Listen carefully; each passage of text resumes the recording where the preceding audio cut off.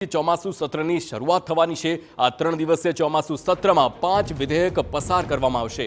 અંધશ્રદ્ધા, કાળા જાદુને રોકવા માટે કાયદો લાવવાનું બિલ રજૂ કરવામાં આવશે। છેલ્લા ઘણા સમયથી અંધશ્રદ્ધા વિરોધી કાયદાની માંગ ઉઠી હતી અને દોષિતોને 6 મહિનાથી લઈને 7 વર્ષ સુધી જેલની સજાની આ કાયદામાં જોગવાઈ હશે। તો 5,000 થી લઈને 50,000 સુધીનો દંડ પણ થઈ શકે છે। ધાર્મિક વિધિઓ અને પરંપરાઓને કાયદાથી મુક્તિ મળશે। તો અંધશ્રદ્ધાની આગ અને જ્યાં રાજ્યમાં દર વર્ષે અનેક માસૂમોને ભરખી રહી છે, જે મુદ્દે અંધશ્રદ્ધા નિર્મૂલન સમિતિ દ્વારા ગુજરાત હાઈકોર્ટમાં જાહેર હિતની અરજી કરવામાં આવી હતી। અંધશ્રદ્ધાને ડામવા માટે દેશના અન્ય રાજ્યોમાં પણ કેટલાક વિશેષ કાયદાઓ છે, જેનો ઉપયોગ કરી આવી ઘટનાઓને બનતા પહેલા જ અટકાવી શકાય છે। ત્યાં અરજદારની રજૂઆત હતી કે ગુજરાતમાં પણ આ પ્રકારનો કોઈ કાયદો લાગુ કરવામાં આવે, ત્યારે રાજ્ય સરકાર દ્વારા હાઈકોર્ટમાં સ્પષ્ટતા કરવામાં આવી હતી। અંધશ્રદ્ધાને ડામવા આગામી સત્ર દરમિયાન વિશેષ ખરડો પસાર કરવામાં આવશે। તો ત્યારે 21 ઓગસ્ટથી જ શરૂઆત થતા ચોમાસુ સત્રમાં આ અંગેનું બિલ પસાર કરવામાં આવશે। તો આવો જાણીએ કે આ કાયદા અંતર્ગત કઈ કઈ બાબતોને ગુનો ગણવામાં આવી શકે છે। રાજ્યની જનસામાન્ય અને અંતરિયાળ વિસ્તારમાં વસતા આદિવાસી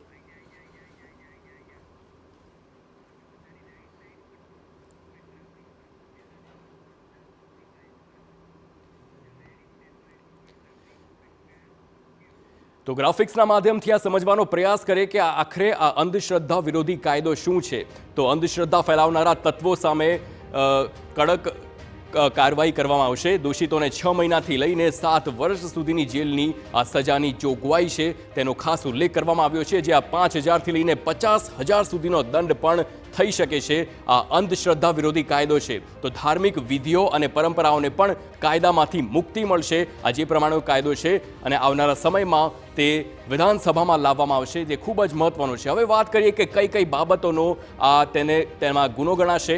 તો સૌથી પહેલા વાત છે કે ભૂત કે ડાકણ ભગાડવાના નામે શારીરિક પીડા આપવામાં આવી તો તેને ગુનો માનવામાં આવશે। સૌથી બીજી વાત તો કોઈ વ્યક્તિને શૈતાન કે ડાકણ ગળાવી તેના પર હુમલો કરવો, તેને પણ હુમલો અને ગુનો માનવામાં આવશે। ઝેરી જંતુ કે શ્વાનના કરડવાના સંજોગોમાં તબીબી સારવાર માટે લઈ જતા રોકવું, તેને પણ ગુનો માનવામાં આવશે। તો તબીબી સારવાર પર પ્રતિબંધ મૂકી ડામ દેવા, દોરા ધાગા મંત્રો કરવા, તેને ગુનો માનવામાં આવશે। તો મંત્રોથી ભૂત કે ડાકણ બોલાવી અન્ય લોકોને ભયમાં મૂકવાને પણ ગુનો માનવામાં આવશે। અલૌકિક શક્તિથી માતૃત્વ અપનાવતા બહેનો માટે અને મહિલાઓને જાતીય શોષણ કર્યું છે, તો તેને ગુનો માનવામાં આવશે। તો આંગળી દ્વારા શસ્ત્રક્રિયા કરવી કે તેમાં તેનો દાવો કર્યો તે ગુનો થશે। દિવ્ય શક્તિની કૃપા મેળવવા કુપ્રથા કે અઘોરી કૃત્યને અનુસરવું, તે પણ એક ગુનો માનવામાં આવશે। જે પ્રમાણે કાયદો ઘડવામાં આવી રહ્યો છે તેમાં તમામને ગુનો માનવામાં આવશે।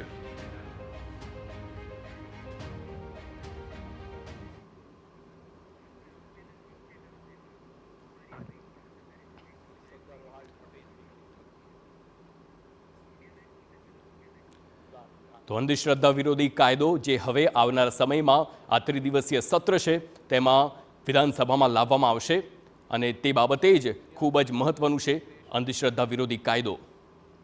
उस देश के अंदर भी गुजरात के लोगों का योगदान उनका है,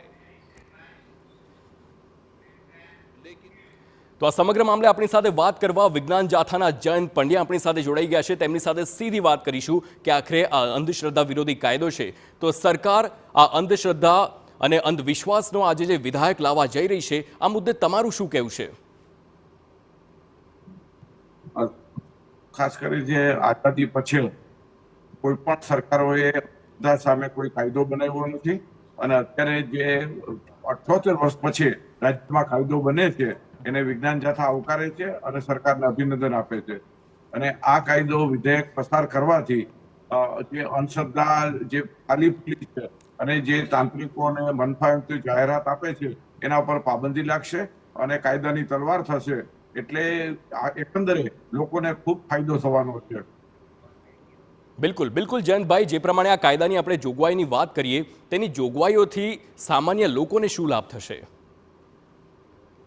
તો ખાસ કરીને ઇમ્પ્લિમેન્ટ, ખાસ કરીને કોઈ પણ કાયદો વિધેયક પસાર થઈ જાય, રાજ્યપાલ મંજૂરી આપી દે પછી એની અસરકારક થાય છે કે લોકો સુધી આ કાયદો પહોંચે અને ખાસ કરીને ગ્રાસ લેવલે ગામડા લેવલે પણ લોકોને જાણકારી થાય કે ભાઈ આ કાયદા હેઠળ આટલી સજા છે અને હજી આ કાયદાની અંદર માની લો કે તમે કોઈ પણ બાબતની અંદર પ્રાર્થના પૂજા કે એના નામે કોઈ છેતરપિંડી કરે છે એમાં હજી થોડાક છૂટછાટ મૂકી છે તો એમાં કોઈ કાયદો અસરકારક લાગુ નહીં પડે, પરંતુ જે કોઈ મેલી વિદ્યા છે, કાળા જાદુ છે, એની સામે કે ગર્ભધારણ કરવાની અંદર છે, મંત્ર તંત્રથી સારવારની વાત કરવામાં આવે છે, આ બધા સામે કાયદો બન્યો છે અને 50,000 થી માંડીને કુલ 7 લાખ સુધીની જોગવાઈ કરી, દંડની જોગવાઈ કરી છે, 7 વર્ષની સજાની પણ જોગવાઈ કરવામાં આવેલી છે.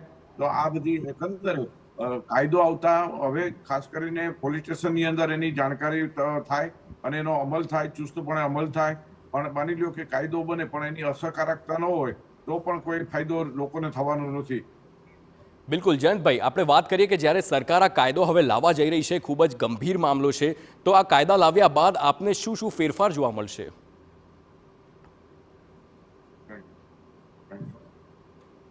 ખાસ કરીને તાંત્રિકો અને જ્યોતિષીઓ જે અવારનવાર વર્તમાનપત્રોમાં અને માધ્યમોની અંદર જાહેરાત આપે છે કે તમને 9 કલાકની અંદર મૂર્તિઓટ પતી જાય, વશીકરણ થશે, આવું બધું જે પૈસા પડાવતા હતા અને ખાતામાં પૈસા જમા કરાવતા હતા એની ઉપર અંકુશ આવશે અને આ બધા તાંત્રિકો અને જે લેભાગુઓ છે એને જાતનો કાયદાનો ડરે રહેશે અને કોઈ પણ પોલીસ સ્ટેશન છે એ તરત જ ગુનો દાખલ કરી અને એની સામે કાર્યવાહી કરશે.